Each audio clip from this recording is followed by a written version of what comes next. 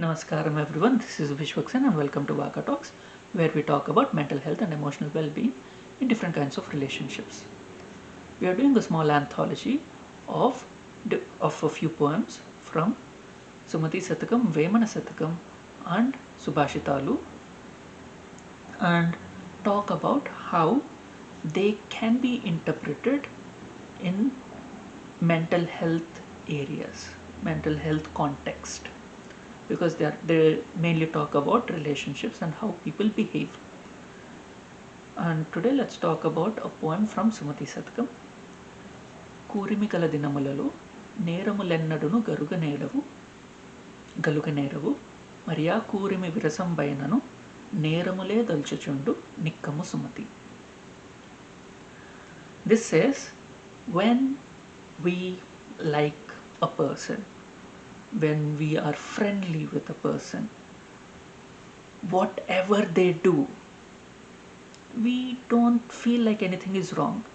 We actually come up with various reasons. We justify any actions, while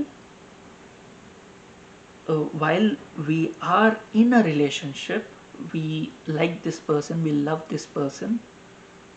Whatever they do, we keep justifying it. Whatever, however abusive they are, we keep justifying it.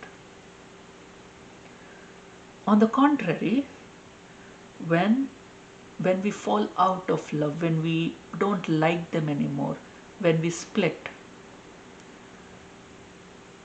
whatever they do, we see it as something wrong.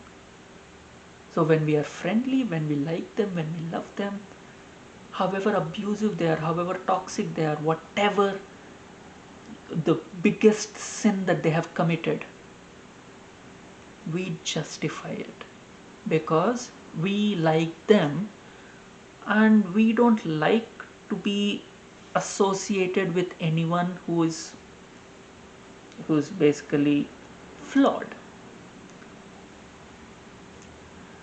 This also has something to talk about ourselves. If we are not able to see it, yes, we are blindsided in the relationship. We have like rose tinted glasses in the relationship while we are in the relationship, also because we don't want to accept that this person is toxic or unhealthy for us. So we keep justifying whatever they do. This happens for everyone. This happens for siblings, this happens for friends, this happens for cousins, this happens for parents, this happens for children, this happens for everyone. That usually a regular person, when we like someone, whatever they do, we try to justify them. On the other hand, when we don't like them anymore, when things are stretched far enough that it has broken, we are able to we need to justify us not liking them anymore. So it is more of a justification for ourselves. So whatever this person does, we say it's wrong. They might be just breathing, they might be just walking, it's like,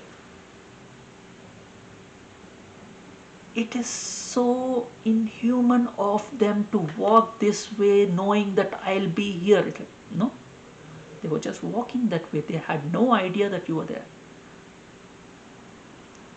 It is so inhuman of them for not talking to me at this event. Yes, you separated for a reason. They don't want to talk to you. Yes, that is understandable. It is so whatever the other person does, we try to pick something negative out of them when we don't like them, when we split, when we separate. When we are together, when we like them, again it's both boils down to our need to justify our feelings towards the other person, because we have not allowed the other person to be an individual. When we like them, We need to justify us liking them. So whatever they do is justified, whatever they do is correct, whatever they do is the only way to do. There's no other way. Anything else is wrong. When we don't like them, again we need to justify us not liking them. So whatever they do, we say is wrong.